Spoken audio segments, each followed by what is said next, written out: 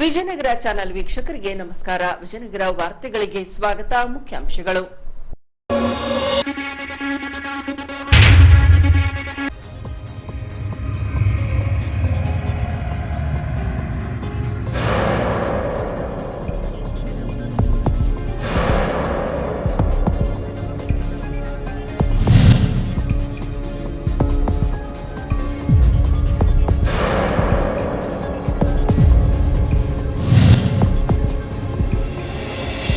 ನಿಮಗೆ ಯಾರಾದರೂ ಸಂಶಯಾಸ್ಪದ ರೀತಿಯಲ್ಲಿ ಕಂಡುಬಂದರೆ ಅಥವಾ ಅವರ ನಡವಳಿಕೆ ಸಂಶಯಾಸ್ಪದ ರೀತಿಯಲ್ಲಿ ಇದ್ದರೆ ಸಮೀಪದ ಪೊಲೀಸ್ ಠಾಣೆಗೆ ಸಂಪರ್ಕಿಸಿ.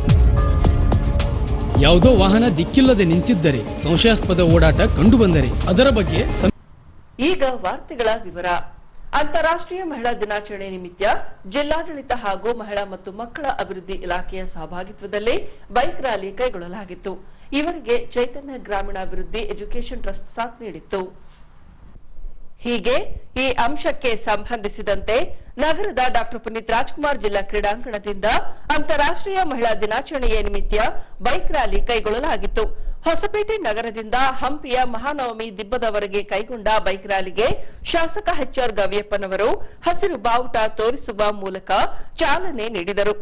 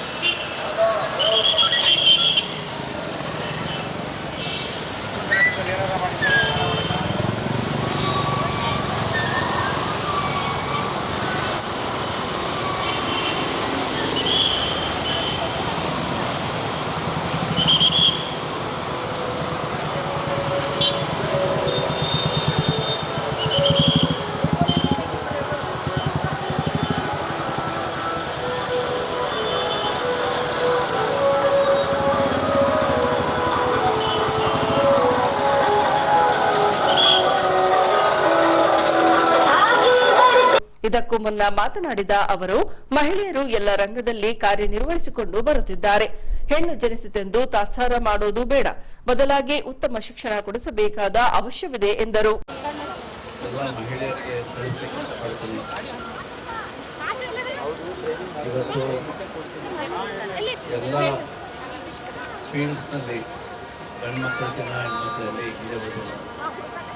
ಹಾಗಾಗಿ ಎಲ್ಲ ಮಕ್ಕಳು ತಾಯಂದರು ಇವತ್ತು ನಮ್ಮ ಸರ್ಕಾರ ಕೊಡುವ ಸುರಕ್ಷತೆ ಬಗ್ಗೆ ಯಾರು ಕಾಳಜಿ ಪಡೋದು ಬೇಕಾಗಿಲ್ಲ. ದಯವಿಟ್ಟು ಎಲ್ಲ ಮಕ್ಕಳನ್ನ, ಹೆಣ್ಮಕ್ಕಳನ್ನ ಎಲ್ಲರೂ ತಾಯಂದರು ತಂದೆಯವರು ಚೆನ್ನಾಗಿ ಓದಿಸ್ರಿ, ಅವ್ರನ್ನ ಮುಂದೆ ತಗೊಂಬರ್ರಿ. ಯಾಕಂದರೆ ಇವತ್ತು ನಾವು ಯಾವ ಫೀಲ್ಡ್ನಲ್ಲಿ ನೋಡಿದ್ರು ಕೂಡ ಗಂಡು ಮಕ್ಕಳಕ್ಕಿಂತಲೂ ಹೆಣ್ಮಕ್ಳ ಅವರೇ ಒಳ್ಳೆ ಮಾರ್ಕ್ಸು ಇವತ್ತು ಒಳ್ಳೆ ಪೊಸಿಷನ್ಸ್ನಲ್ಲಿ ಇಡೀ ಪ್ರಪಂಚದಲ್ಲಿ ಇದಾರಂದ್ರಿಗಿನ ನಮ್ಮ ಭಾರತೀಯ ಹೆಣ್ಮಕ್ಕಳೇ ಎಲ್ಲ ಕಡೆ ನಮ್ಮ ಇಡೀ ದೇಶನೇ ದೇಶ ಒಂದೇ ಅಲ್ಲ ಪ್ರಪಂಚನೇ ನಡೆಸ್ತಾ ಇದ್ದಾರೆ. ಹಾಗಿರೋದ್ರಿಂದ ಒಂದು ವರ್ಲ್ಡ್ ಬ್ಯಾಂಕು, ಒಂದು ಕಂಪ್ಯೂಟರ್ ಕಂಪನೀಸ್ನಲ್ಲಾಗಲಿ ಭಾಳಷ್ಟು ಕಡೆ. ಹಾಗಾಗಿ ನಾವು ಗಂಡ್ಮಕ್ಳು ನಾವು ನೋಡೋದ್ರಿಗಿನ ಇದು ಸ್ವಲ್ಪ ಏನೋ ಒಂದು ಒಬ್ಬರ ಇದ್ದಾರೆ ಅಂದ್ರಿಗಿನ ಹೆಣ್ಮಕ್ಳು 2-3 ಜನ ಆ ಪೊಸಿಷನ್ ಹೈಯೆಸ್ಟ್ ಪೊಸಿಷನ್ಸ್ಗೆ ರೀಚ್ ಆಗ್ತಾ ಇದ್ದಾರೆ. ಹಾಗಾಗಿ ಎಲ್ಲ ಹೆಣ್ಮಕ್ಳು ಇವತ್ತು ಅವ್ರ ದಿವಸ ಇರೋದ್ರಿಂದ ಕಾನ್ಫಿಡೆನ್ಸ್ ಇಟ್ಕೊಂಡು ಮುಂದೆ ಹೋಗ್ರಿ ಅಂತ ಹೇಳಲಿಕ್ಕೆ ಇಷ್ಟ. ಕರ್ನಾಟಕ ರಾಜ್ಯ ಮಹಿಳಾ ದೌರ್ಜನ್ಯ ವಿರೋಧಿ ಒಕ್ಕೂಟದಿಂದ ಅಂತಾರಾಷ್ಟ್ರೀಯ ಮಹಿಳಾ ದಿನಾಚರಣೆ ಕೈಗೊಳ್ಳಲಾಗಿತ್ತು. ಇದರಲ್ಲಿ ಸಮಾನ ಮನಸ್ಕರ ಸಂಘ ಸಂಸ್ಥೆಗಳು ಹಾಗೂ ಕೆಆರ್ಎಸ್ ಪಕ್ಷ ಪಾಲ್ಗೊಂಡು ಮಹಿಳೆಯರ ವಿವಿಧ ಹಕ್ಕೊತ್ತಾಯಗಳ ಭಿತ್ತಿಪತ್ರ ಹಿಡಿದು ಪಟೇಲ್ ಹೈಸ್ಕೂಲ್ನಿಂದ ನಗರದ ಪ್ರಮುಖ ರಸ್ತೆಗಳ ಮೂಲಕ ಜಿಲ್ಲಾ ಕ್ರೀಡಾಂಗಣದವರೆಗೆ ಕ್ರಾಂತಿ ಗೀತೆಗಳನ್ನಾಡುತ್ತಾ ಜಾಥಾ ನಡೆಸಿದರು.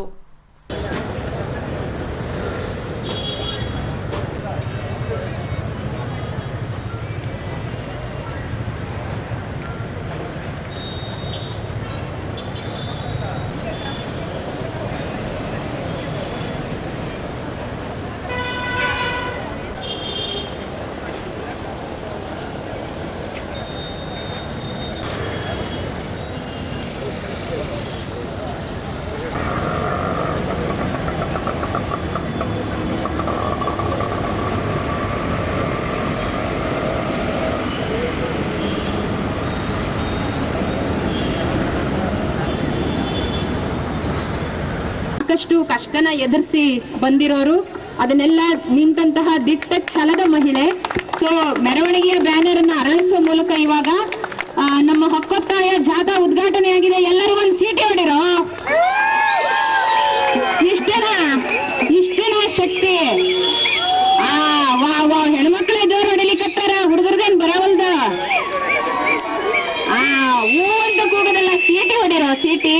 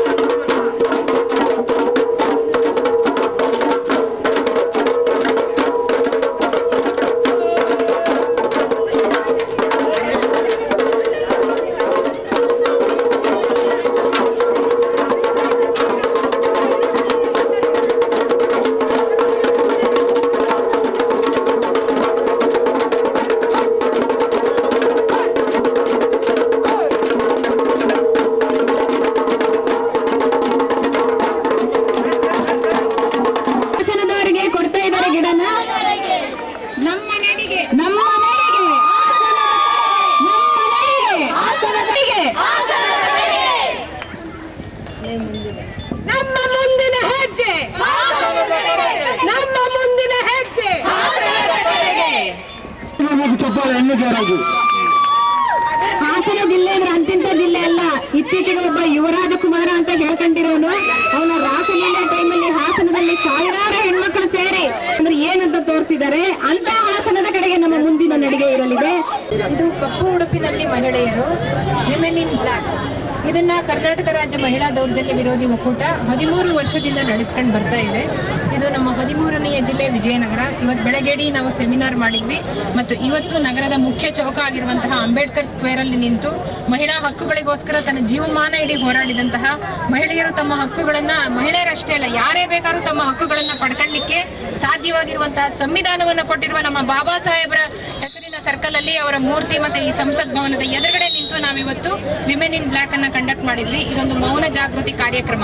ಒಂದು ಸಾರ್ವಜನಿಕ ಸ್ಥಳದಲ್ಲಿ ನಿಂತು ಮೌನವಾಗಿ ನಿಂತು ನಮ್ಮ ಪ್ರತಿಭಟನೆಯನ್ನ ತೋರಿಸೋದು, ನಮ್ಮ ಪ್ರತಿರೋಧವನ್ನ ತೋರಿಸೋದು, ಮತ್ತೆ ನಮ್ಮ ಅಭಿಪ್ರಾಯ ಏನಿದೆ, ನಮ್ಮ ಮನಸ್ಸೊಳಗೆ ಏನು ಪ್ರಶ್ನೆಗಳಿದೆ ಅದನ್ನ ಒಂದ್ ಕೈಯಲ್ಲಿ ಪ್ಲಕಾರ್ಡ್ ಹಿಡಿದು ಮತ್ತೊಂದು ಕೈಯಲ್ಲಿ ದೀಪವನ್ನ ಹಿಡಿದು ತೋರಿಸುವಂತಹ ಮೌನ ಜಾಗೃತಿ ಕಾರ್ಯಕ್ರಮ.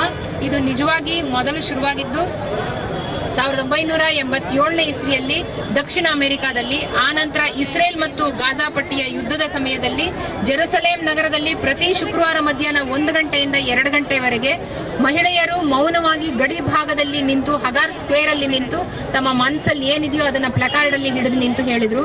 ಮೆರವಣಿಗೆಯಾಗಿ ಹೋಗಿ ಘೋಷಣೆಯನ್ನ ಕೂಗಿ ಕೂಗಾಡ್ತಾ ಹೋಗೋದಿದೆಯಲ್ಲ, ಅದು ಹೋರಾಟದ ಒಂದು ವಿಧಾನ. ಸಾರ್ವಜನಿಕ ಸ್ಥಳದಲ್ಲಿ ಆಯ್ಕೆಯಾಗಿ ಮೌನವನ್ನ ಆಯ್ಕೆ ಮಾಡಿಕೊಂಡು ನಮ್ಮ ಮನಸ್ಸಲ್ಲಿರೋದನ್ನ ಪ್ಲಕಾರ್ಡ್ ಅಲ್ಲಿ ನಿಂತು ಹೇಳೋದು ಸಹ ಜನರನ್ನ ಸೆಳೆಯುವಂತಹ ಮತ್ತೊಂದು ವಿಧಾನ. ಸೊ ಇದು ಹೇರಿದ ಮೌನವಲ್ಲ. ಹೆಣ್ಮಕ್ಳ ಮೇಲೆ ಮನೆಯ 4 ಗೋಡೆಯ ಒಳಗೆ ಸಮಾಜದಲ್ಲಿ ಹೇರಿದ ಮೌನ ಸದಾಕಾಲ ಇದೆ. ಇದು ಹೇರಿದ ಮೌನ ಅಲ್ಲ, ನಮ್ಮ ಆಯ್ಕೆಯ ಮೌನ. ಮತ್ತು ಈ ಆಯ್ಕೆಯ ಮೌನದ ಸಮಯದಲ್ಲಿ ನಮ್ಮ ಮನಸ್ಸಿನ ಮಾತುಗಳನ್ನ ನಾವು ಪ್ಲಕಾರ್ಡ್ ಅಲ್ಲಿ ಹಿಡ್ಕೊಂಡು ಹೇಳಿದೀವಿ. ಈ ವಿಮೆನ್ ಇನ್ ಬ್ಲ್ಯಾಕ್ ಅನ್ನುವಂಥದ್ದು ಅಹಿಂಸಾತ್ಮಕವಾಗಿ ಯಾರೇ ಆಗ್ಲಿ, ಎಲ್ಲೇ ಆಗ್ಲಿ, ಒಬ್ಬ ವ್ಯಕ್ತಿ ಕೂಡ ನನಗೇನೋ ಆಗ್ತಾ ಇದೆಯಲ್ಲ ಸಮಾಜದಲ್ಲಿ, ನನಗೆ ಇದು ಇಷ್ಟ ಆಗ್ಲಿಲ್ಲ, ಮೌನವಾಗಿ ಒಂದು ಸ್ಕ್ವೇರ್ ಅಲ್ಲಿ ನಿಂತ್ಕೊಳ್ಳಿ, ಒಂದು ಪ್ಲಕಾರ್ಡ್ ಅನ್ನು ಹಿಡ್ಕೊಳ್ಳಿ, ನಿಂತು ಹೇಳ್ಬೋದು. ಇದನ್ನ ಸಾಕಷ್ಟು ಜನ ಬಳಸಿದ್ದಾರೆ. ಸೊ ಅಹಿಂಸೆಯ ಮೂಲಕ ಚಳವಳಿಯನ್ನ ಕಟ್ಟಿದ ನಾಡಾಗಿರುವ, ಗಾಂಧಿಯ ನಾಡಾಗಿರುವಂತಹ, ಬಾಬಾ ಸಾಹೇಬರ ನಾಡಾಗಿರುವಂತಹ ಭಾರತದಲ್ಲಿ ಮಹಿಳೆಯರು ಇದನ್ನ ತಮ್ಮ ಎದೆಗಿಟ್ಕೊಂಡು ಬಾಬ್ರಿ ಮಸೀದಿ ಡೆಮಾಲಿಷನ್ ಆಗಿರುವಂತಹ 1992ನೇ ಇಸ್ವಿಯಲ್ಲಿ ಮೊದಲ ಬಾರಿಗೆ ಬೀದಿಗಿಳಿದು ನಮಗೆ ಸೌಹಾರ್ದ ಬೇಕು, ಸಹಬಾಳ್ವೆ ಬೇಕೇ ಹೊರತು ಹಿಂಸಾತ್ಮಕವಾಗಿರುವಂತಹ ಸಮಾಜ ನಮಗೆ ಬೇಕಾಗಿಲ್ಲ ಅಂತ ಹೇಳಿ ಮೊದಲು ಶುರು ಮಾಡಿದ್ರು. ಅದನ್ನ ಭಾರತದ ಬೆಂಗಳೂರಿನ ವಿಮೋಚನಾ ಸಂಸ್ಥೆ ಶುರು ಮಾಡಿತು. ಇದನ್ನ ಕರ್ನಾಟಕ ರಾಜ್ಯ ಮಹಿಳಾ ದೌರ್ಜನ್ಯ ವಿರೋಧಿ ಒಕ್ಕೂಟ ಕಳೆದ 13 ವರ್ಷಗಳಿಂದನೂ ಪ್ರತಿ ವರ್ಷ ಅಂತಾರಾಷ್ಟ್ರೀಯ ಮಹಿಳಾ ದಿನಾಚರಣೆಯ ಹಿಂದಿನ ದಿನ ನಾವು ಎಲ್ಲಿ ಸಮಾವೇಶ ಮಾಡ್ತಿದೀವೋ ಆ ಊರಿನ ಒಂದು ಮುಖ್ಯ ಸ್ಕ್ವೇರ್ ನಲ್ಲಿ ಇದನ್ನ ಮಾಡ್ತಾ ಇದೀವಿ. ಮೌನಕ್ಕೂ ಸಹ ಶಕ್ತಿ ಇದೆ, ಮೌನವೂ ಸಹ ಪ್ರತಿರೋಧದ ಒಂದು ಮಾದರಿ ಅಂತ ಹೇಳ್ತಾ ಇದು ಕಪ್ಪು ಉಡುಪಿನಲ್ಲಿ ಮಹಿಳೆಯರು ಮೌನ ಜಾಗೃತಿ ಕಾರ್ಯಕ್ರಮ. ಮೇಡಮ್, ತಮ್ಮ ಹೆಸರು? ನನ್ನ ಹೆಸರು ಡಾಕ್ಟರ್ ಎಚ್.ಎಸ್. ಅನುಪಮ ಅಂತ. ಉತ್ತರ ಕನ್ನಡ ಜಿಲ್ಲೆ ಹೊನ್ನಾವರ ತಾಲೂಕಿನ ಕವಲಕ್ಕಿಯಲ್ಲಿ ವೈದ್ಯೆಯಾಗಿ ಕೆಲಸ ಮಾಡ್ತಾ ಇದ್ದೀನಿ.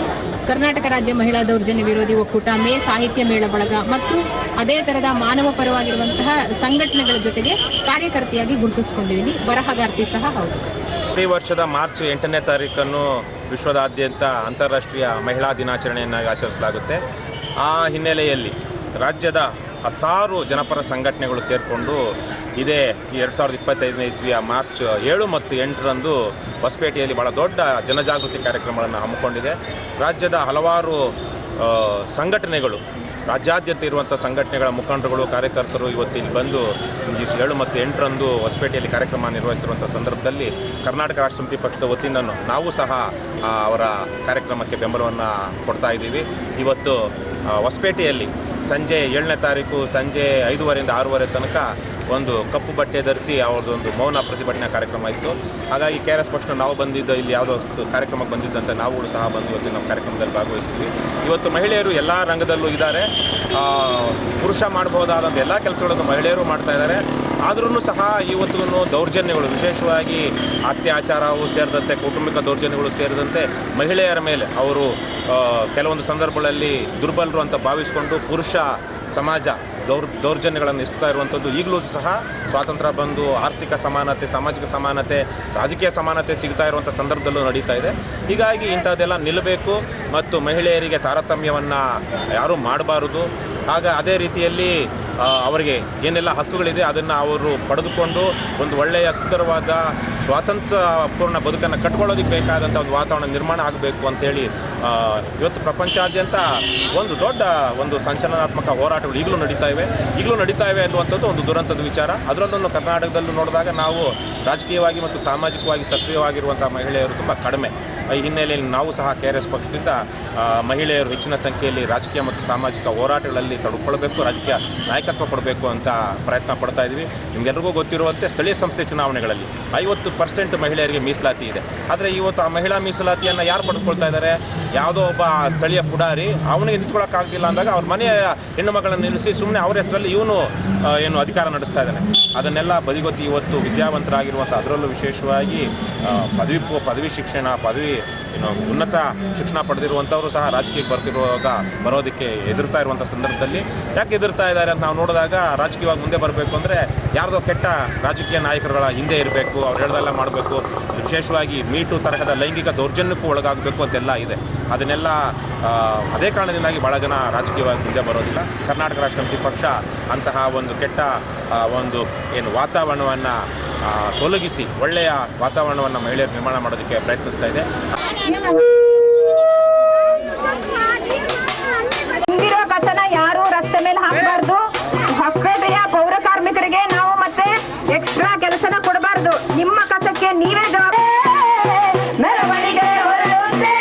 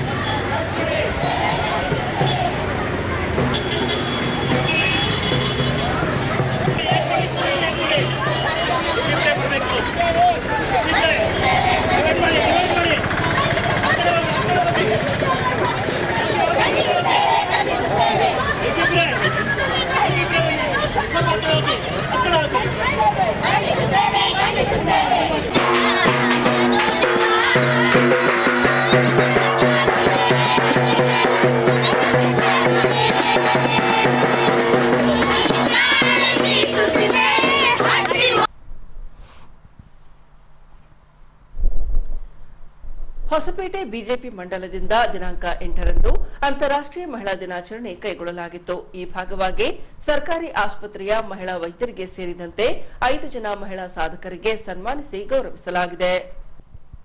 ಈ ಅಂಶಕ್ಕೆ ಸಂಬಂಧಿಸಿದಂತೆ 60 ಹಾಸಿಗೆಗಳ ತಾಯಿ ಮತ್ತು ಮಕ್ಕಳ ಆಸ್ಪತ್ರೆಗೆ ಆಗಮಿಸಿದ ಹೊಸಪೇಟೆ ಬಿಜೆಪಿ ಮಂಡಲ ಹಾಗೂ ಮಹಿಳಾ ಮೋರ್ಚಾವು ಪ್ರಾರಂಭದಲ್ಲೇ ಇಲ್ಲಿನ ಬಾಣಂತಿಯರಿಗೆ ಹಣ್ಣು ಬ್ರೆಡ್ ನೀಡಿದ ಬಳಿಕ ಇಲ್ಲಿನ ಮಹಿಳಾ ವೈದ್ಯರಿಗೆ ಸನ್ಮಾನಿಸಿ ಗೌರವಿಸಲಾಯಿತು. ಅದೇ ರೀತಿ ವಿವಿಧ ರಂಗದಲ್ಲಿ ತಮ್ಮದೇ ಆದ ಸಾಧನೆಗೈದ 5 ಜನ ಮಹಿಳೆಯರನ್ನ ಗುರುತಿಸಲಾಗಿದ್ದು ಅವರಿಗೂ ಸನ್ಮಾನಿಸಿ ಗೌರವಿಸಲಾಗುತ್ತಿದೆ ಎಂದು ಹೊಸಪೇಟೆ ಬಿಜೆಪಿ ಮಂಡಲದ ಅಧ್ಯಕ್ಷ ಶಂಕರ್ ಮೇಟಿರವರು ಈ ವೇಳೆ ತಿಳಿಸಿದ್ದಾರೆ. ನಮ್ಮೆಲ್ಲ ಮಹಿಳೆಯರು, ನಮ್ಮ ಬಿಜೆಪಿಯ ಕಾರ್ಯಕರ್ತರು ಇದನ್ನೆಲ್ಲ ಆಯೋಜನೆ ಮಾಡಿ ನಾವು ಕೂಡ ಎಲ್ಲರೂ ಸೇರಿ ಬರ್ತೀವಿ, ನಾವೆಲ್ಲರೂ ಸೇರಿ ಹೋಗಿ ಆಸ್ಪತ್ರೆಗೆ ಮಾಡೋಣ, ಪ್ರತಿಯೊಬ್ಬ ಮಹಿಳೆನೂ ಗುರ್ತಿಸೋಣ ಅಂತೇಳಿ ಈಗ ಆಲ್ರೆಡಿ ನಾವು ಮಹಿಳೆಯರನ್ನ ಇಲ್ಲಿ ಅಲ್ದೇ ಎಲ್ಲ ನಮ್ಮ ಬಿಜೆಪಿ ಕಾರ್ಯಕರ್ತರು, ಒಬ್ಬ ರೇಖಾ ಪ್ರಕಾಶ್ ಮೇಡಮ್ ಅಂತೇಳಿ ಹೊಸಪೇಟೆ ಟೈಮ್ಸ್ ರಿಪೋರ್ಟರ್, ಅವರು ಬಹಳ ಸಾಧನೆಗಳು ಮಾಡಿದ್ರೆ ಅವ್ರಿಗೂ ನಾವು ಹೋಗಿ ಒಂದು ಸನ್ಮಾನವನ್ನು ಎಲ್ಲ ಮಹಿಳಾ ತಂಡದ ಜೊತೆಗೆ ನಮ್ಮ ಇದ್ರ ಜೊತೆಗೆ ಅವ್ರ ಮನೆಗೆ ಹೋಗಿ ಮಾಡ್ಬೇಕಾಗ್ತೈತೆ. ಅದೇ ರೀತಿಯಾಗಿ ಇನ್ನೊಬ್ರು ಶಾಲಿನಿ ಪ್ರಶಾಂತ್ ಮೇಡಮ್ ಅವರು 25 ವರ್ಷದಿಂದ ಉಪನ್ಯಾಸಕ್ಕಾಗಿ ವಿಜಯನಗರ ಕಾಲೇಜಲ್ಲಿ ಲೆಕ್ಚರ್ ಆಗಿ ಕೆಲಸ ಮಾಡ್ತಾರೆ. ಅವ್ರನ್ನ ಒಂದು ಗುರುತಿಸಿದ್ದೀವಿ. ಅವ್ರಿಗೆ ಕೂಡ ಹೋಗಿ ಅವರ ಒಂದು ಸ್ಕೂಲಲ್ಲಿ ಅವ್ರಿಗೆ ಕೂಡ ಒಂದು ಸನ್ಮಾನ ಕಾರ್ಯಕ್ರಮವನ್ನು ಏರ್ಪಡಿಸಿಕೊಂಡಿದೆ. ಅದೇ ರೀತಿಯಾಗಿ ಜ್ಯೋತಿ ಮೇಡಮ್ ಅವರು ಇಲ್ಲೇ ಜೊತೆಗೆ ಅದಾರ. ಇವರು ಸದ್ಯ ಯೂನಿವರ್ಸಿಟಿಯಲ್ಲಿ ಸುಮಾರು ವರ್ಷದಿಂದ ಅವರು ತುಂಬಾ ಪ್ರಶಸ್ತಿಗಳನ್ನು ಪಡೆದಿದ್ದಾರೆ. ಅವರಿಗೆ ಕೂಡ ನಾವು ಸನ್ಮಾನವನ್ನು ಏರ್ಪಡಿಸಿದ್ದೇವೆ. ಅದೇ ರೀತಿಯಾಗಿ ಲಾಯರ್ ಆದಂಥ ಸವಿತಾ ರಮೇಶ್ ಮೇಡಮ್ ಅವರು ಕೂಡ ಬಹಳ ಅಚ್ಚುಕಟ್ಟಾಗಿ ಭಾಷಣಕಾರರು, ಕಲಾಕಾರರು, ಪ್ರತಿಯೊಂದು ವೇದಿಕೆಯಲ್ಲಿ ತಮ್ಮದೇ ಆದ ಒಂದು ಸ್ಟೈಲಲ್ಲಿ ಭಾಷಣ ಮಾಡ್ತಿದ್ದಾರೆ. ಅವರು ಕೂಡ ಬಹಳ ಅಚ್ಚುಕಟ್ಟಾಗಿ ಇದು ಮಾಡಿದ್ದಾರೆ. ನಾವು 5 ಜನ ಮಹಿಳೆಯರನ್ನ ಗುರುತಿಸಿ ನಮ್ಮ ಹೊಸಪೇಟೆ ಬಿಜೆಪಿ ಮಂಡಲದಿಂದ ಈ ದಿನ ನಾವು ಸನ್ಮಾನವನ್ನು ಏರ್ಪಡಿಸ್ಕೊಂಡಿದ್ವಿ. ಅದೇ ರೀತಿಯಾಗಿ ಇನ್ನೊಬ್ರು ಯೋಗ ಟೀಚರ್ ಅವರಿಗೂ ಸತ ನಾವು ಸನ್ಮಾನವನ್ನು ಒಟ್ಟು 5 ಜನಕ್ಕೆ ನಾವು ಈ ದಿನ ಗುರುತಿಸಿ ಅವರ ಪ್ರತಿಭೆಯನ್ನು ಗುರುತಿಸಿ, ಒಂದು ಹೆಣ್ಣು ಕಲ್ತ್ರೆ ನಾರಿ ಮುನಿದರೆ ಮಾರಿ ಅಂತ ಹೇಳಿ ಹೇಳ್ತಿದ್ದಾರೆ. ನಿಜವಾಗ್ಲೂ ಅದು ತಪ್ಪಾಗ್ಲಾರ್ದಂಥದ್ದು. ಅವರು ಯಾವುದೇ ರೀತಿಯಾಗಿ ಇವತ್ತು ದಿನ ಕೋವಿಡ್ ಟೈಮಲ್ಲಿ ಡಾಕ್ಟರ್ ಇಲ್ಲ ಅಂದ್ರೆ ಎಷ್ಟು ಜನ ನಾವು ಎಲ್ಲ ಇರ್ತಿದ್ವಿ ಗೊತ್ತಿಲ್ಲ. ಪ್ರತಿ ಅವರು ಜೀವನ ಅಂಗಿಸದೆ ನರ್ಸುಗಳಾಗ್ಲಿ, ಡಾಕ್ಟರ್ ಆಗಲಿ, ಆಶಾ ಕಾರ್ಯಕರ್ತರು ಕೂಡ ಈ ಟೈಮಿಗೆ ನೆನೆಸ್ಕೋಬೇಕು. ಆ ಟೈಮಲ್ಲಿ ನಮ್ಮ ಭಾರತೀಯ ಜನತಾ ಪಾರ್ಟಿ ಮಾತ್ರ ಇವ್ರ ಜೊತೆಗೆ ನಾವು ಸಹ ಕೆಲಸ ಮಾಡಿದ್ವಿ. ಅಂತ ಟೈಮಲ್ಲಿ ಇವ್ರ ಜೀವನ ಇವರಿಗೆ ಮೊದಲು ಇನ್ನೊಮ್ಮೆ ನಾನು ಹೃತ್ಪೂರ್ವಕವಾದ ಧನ್ಯವಾದಗಳನ್ನು ತಿಳಿಸ್ತಾ ಇದ್ದೀನಿ. ಇದಕ್ಕೂ ಮುನ್ನ ಕೇಕ್ ಕತ್ತರಿಸಿದ ಮುಖಂಡ ಅಶೋಕ್ ಜೀರೆರವರು ಮಹಿಳಾ ದಿನಾಚರಣೆಯ ಶುಭ ಹಾರೈಸಿದರು. ನಿಜವಾಗ್ಲೂ ಭಾಳ ಸಂತೋಷ ಪಡುವಂಥ ಒಂದು ವಿಷಯ. ಇವತ್ತು ಮಹಿಳೆಯರು ಕೂಡ ಪುರುಷರಿಗೆ ಸಮಾನ. ಆ ದೃಷ್ಟಿಯಿಂದ ಇವತ್ತು ನಾವು ಮಹಿಳೆಯರು ಕೂಡ ಎಲ್ಲ ಹಕ್ಕುಗಳನ್ನು ಕೊಡಬೇಕು, ಅವರು ಕೂಡ ನಮ್ಮ ಪುರುಷರಂತೆ ನೋಡ್ಕೋಬೇಕು ಅಂತ ಒಂದು ದೃಷ್ಟಿಯಿಂದ ಇವತ್ತು ನಮ್ಮ ಪ್ರಧಾನಮಂತ್ರಿಗಳು ಮಹಿಳೆಯರಿಗಾಗಿ 33% ರಿಸರ್ವೇಷನ್ ಮಾಡಿದ್ದಾರೆ. ಅದು ನೆಕ್ಸ್ಟ್ ಎಲೆಕ್ಷನ್ನಿಂದಲೇ ಜಾರಿ ಬರ್ತಾ ಇದೆ. ಮಹಿಳೆಯರು ಸಹ ಸಬಲೀಕರಣರಾಗಿ ಅವರು ಸಹ ಒಳ್ಳೆಯ ಒಂದು ವಿದ್ಯಾವಂತರಾಗಬೇಕು. ಫಸ್ಟ್ ತಮ್ಮ ಮಕ್ಕಳನ್ನು ಚೆನ್ನಾಗಿ ಓದಿಸ್ಬೇಕು. ಇವತ್ತು ಮಹಿಳೆಯರಿಗೆ ಎಜುಕೇಷನ್ ಸ್ವಲ್ಪ ಕೊಟ್ಟು ನಡೀತಾ ಇಲ್ಲ. ಅವರು ಕೂಡ ಒಳ್ಳೆ ಎಜುಕೇಷನ್ ತಗೋಬೇಕು. ಡಾಕ್ಟರ್ ಆಗಬೇಕು, ಇಂಜಿನಿಯರ್ ಆಗಬೇಕು, ಪೈಲಟ್ಗಳಾಗಬೇಕು. ಆ ಥರ ನಮ್ಮ ಮಹಿಳೆಯರೆಲ್ಲ ಇವತ್ತು ಮುಂದೆ ಬರಬೇಕು. ಅದೇ ಥರ ಮಹಿಳೆಯರಿಗೆ ಒಂದು ಪೂಜ್ಯ ಭಾವನೆ ಇರೋದು ಪ್ರಪಂಚದಲ್ಲಿ ಭಾರತದಲ್ಲಿ ಮಾತ್ರ. ಯಾಕಂದರೆ ನಮ್ಮ ಭಾರತ ದೇಶ ನಾವು ಭಾರತ ಮಾತೆ ಅಂತ ಕರಿತೀವಿ. ಮತ್ತು ನಮಗೆ ಜಲ ಸಂಪತ್ತು ಇರೋದೆಲ್ಲ ನಮ್ಮ ನದಿಗಳಿಗೆ ನಾವು ಮಹಿಳೆಯರ ಹೆಸರನ್ನೇ ಇಟ್ಕೊಂಡಿದ್ದೀವಿ. ಅಂಥ ಒಂದು ರಾಷ್ಟ್ರ ಇವತ್ತು ಭಾರತ ದೇಶ. ಇವತ್ತು ನಮ್ಮ ಮಹಿಳೆಯರೆಲ್ಲರಿಗೂ ಒಳ್ಳೆಯದಾಗಲಿ, ಅವರು ಮುಂದೆ ಬರಲಿ, ನಮ್ಮ ದೇಶದ ಒಂದು ಎಲ್ಲ ಅಭಿವೃದ್ಧಿ ಕಾರ್ಯಗಳಲ್ಲಿ ಅವರು ಪಾಲ್ಗೊಳ್ಳಲಿ ಮತ್ತು ಅವ್ರಿಗೆ ಸಹ ಒಂದು ಈಕ್ವಲ್ ಒಂದು ಸ್ಟೇಟಸ್ ಸಿಗಬೇಕು ಅಂತ ದೃಷ್ಟಿಯಿಂದ ಇವತ್ತು ನಮ್ಮ ಸರ್ಕಾರಗಳು ಮಹಿಳೆಯರಿಗ ಸಬಲೀಕರಣಕ್ಕಾಗಿ ಅನೇಕ ಕಾರ್ಯಕ್ರಮಗಳ ಆಯ್ಕೆ ಮಾಡಿಕೊಂಡಿದ್ದಾರೆ. ಅದೇ ಥರ ನಮ್ಮ ಎಲ್ಲ ಮಹಿಳೆಯರು ಸಹ ಮುಂದೆ ಬಂದು ಈ ಎಲ್ಲ ಕಾರ್ಯಕ್ರಮಗಳಲ್ಲಿ ಭಾಗವಹಿಸಬೇಕು. ತಾವು ಪುರುಷರಿಗಿಂತ ಕಡಿಮೆ ಅಲ್ಲ, ತಾವು ಸಹ ಒಂದು ಸಬಲರು ಅನ್ನೋ ದೃಷ್ಟಿಯಿಂದ ಇವತ್ತು ನಾವೆಲ್ಲರೂ ಮುಂದೆ ಬಂದು ಈ ಒಂದು ಮಹಿಳೆಯ ಕಾರ್ಯಕ್ರಮದಲ್ಲಿ ಭಾಗವಹಿಸಿ ಅದೇ ಥರ ಪ್ರತಿದಿನವೂ ತಾವು ಯಾವ ಒಂದು ಸಂಕೋಚ ಇಲ್ಲದೇ ಮುಂದೆ ಬಂದು ಇವತ್ತು ಮಹಿಳೆಯರಿಗೆ ಏನು ಅವಕಾಶಗಳಿದೆ ಅವೆಲ್ಲ ಸದುಪಯೋಗಪಡಿಸಬೇಕಂತ ಹೇಳ್ತಾ ನಾನು ನಗರದ ಕೊಟ್ಟೂರುಸ್ವಾಮಿ ಮಠದಿಂದ ಕಳೆದ 8 ವರ್ಷಗಳಿಂದ ಸರ್ವಧರ್ಮ ಪ್ರವಚನವನ್ನ ನಡೆಸಿಕೊಂಡು ಬರಲಾಗುತ್ತಿದೆ. ಈ ಹಿನ್ನೆಲೆಯಲ್ಲಿ ದಿನಾಂಕ 1 ರಿಂದ 10ರವರೆಗೆ ಪ್ರವಚನ ನಡೆಸಲಾಗುತ್ತಿದೆ.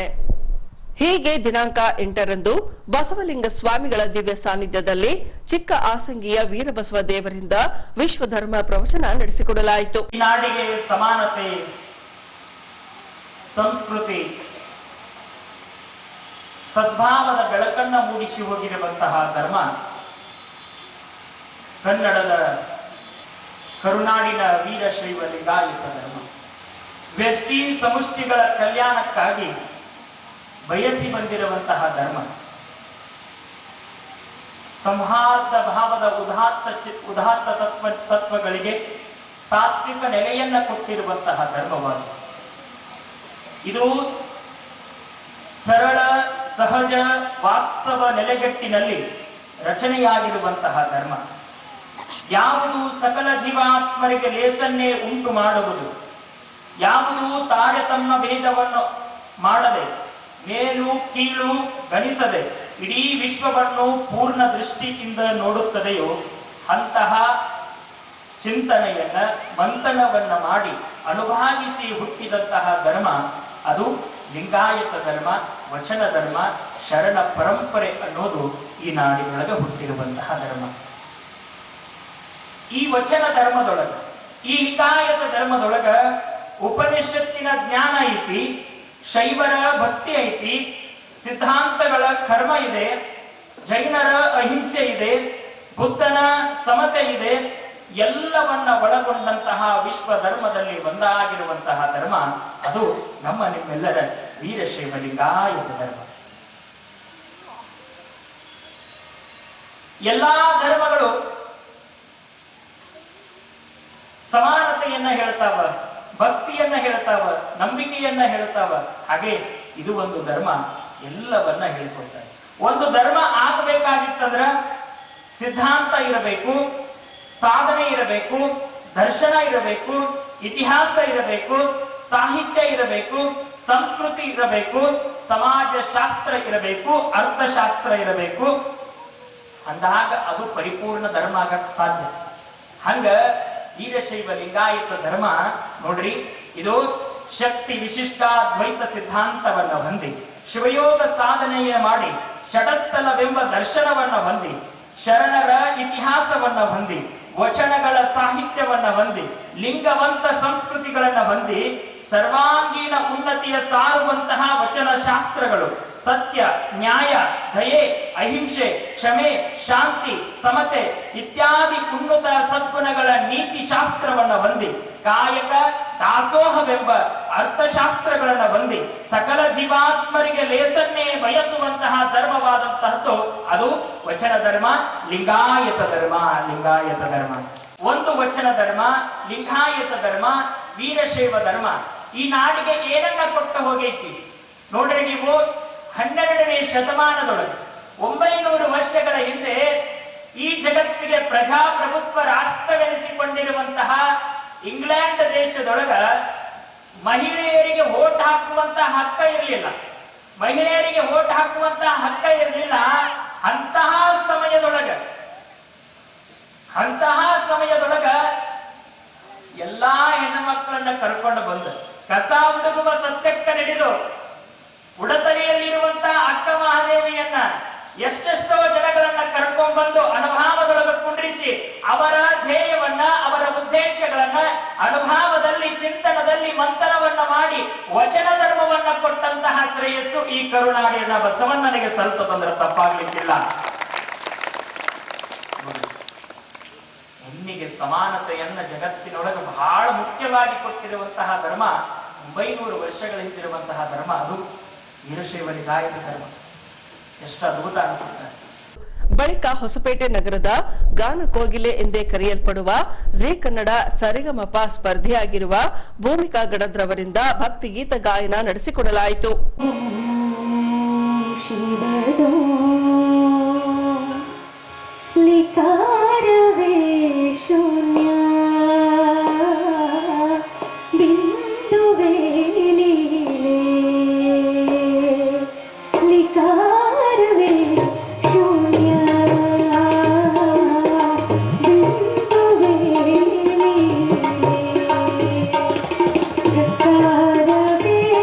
ಚಿತ್ತೋ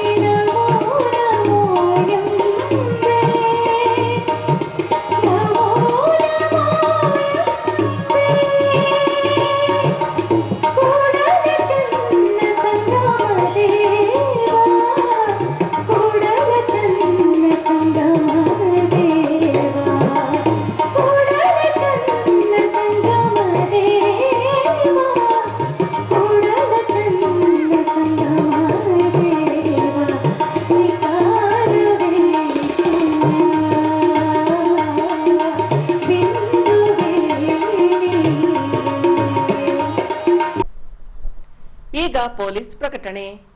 ಎಷ್ಟೇ ಹಳೆಯ ಬಂಗಾರವಿರ್ಲಿ, ಪಾಲಿಶ್ ಮಾಡಿದ ಮೇಲೆ ಹೊಸದೇ ರೀತಿಯಲ್ಲಿ ಕಾಣ್ತದೆ ತಾಯಿ, ನೋಡಿ.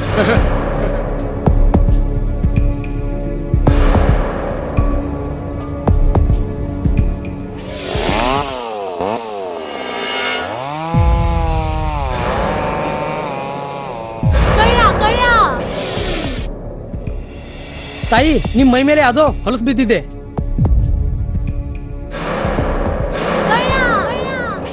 ಇಲ್ಲಿ ತಾಯಿ, ನಾನು ಪೊಲೀಸ್. ಅಲ್ಲಿ ಮುಂದೆ ದಾರಿಲಿ ದೊಡ್ಡ ಗಲಾಟೆ ಆಗಿದೆ, ಮತ್ ನೀವು ಇಷ್ಟೆಲ್ಲ ಒಡವೆ ಹಾಕೊಂಡು ತಿರುಗಾಡ್ತಾ ಇದ್ದೀರಾ. ಈ ಒಡವೆಗಳನ್ನ ಈ ವಸ್ತ್ರದಲ್ಲಿ ಕಟ್ಟಿ ಪರ್ಸ್ನಲ್ ಇಡಿ. ಹಾಕಿ ಪರ್ಸ್ನಲ್ ಇಡೋಣ. ಅಲ್ಲೇ ಮುಂದ್ಗಡೆ ಆಗಿದೆ. ಇದು ತಗೊಳ್ಳಿ ತಾಯಿ, ನಾನು ಬರ್ತೀನಿ. ಈ ಕಡೆಯಿಂದ ಹೋಗಿ.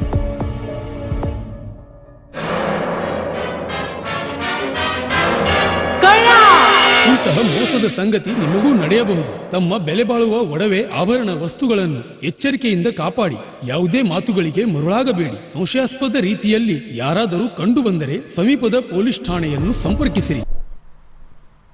ಈಗ ಕೊನೆಯಲ್ಲಿ ಮತ್ತೊಮ್ಮೆ ವಾರ್ತೆಗಳ ಮುಖ್ಯಾಂಶಗಳು.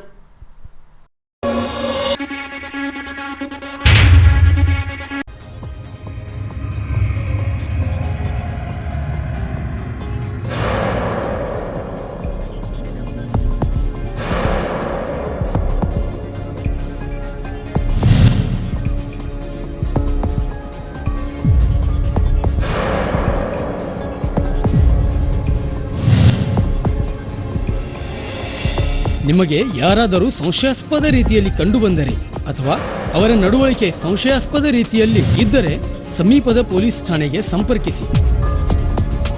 ಯಾವುದೋ ವಾಹನ ದಿಕ್ಕಿಲ್ಲದೆ ನಿಂತಿದ್ದರೆ, ಸಂಶಯಾಸ್ಪದ ಓಡಾಟ ಕಂಡುಬಂದರೆ ಅದರ ಬಗ್ಗೆ ಇಲ್ಲಿಗೆ ವಾರ್ತಾ ಪ್ರಸಾರ ಮುಕ್ತಾಯವಾಯಿತು. ವಂದನೆಗಳೊಂದಿಗೆ ನಯನ ಉಮೇಶ್.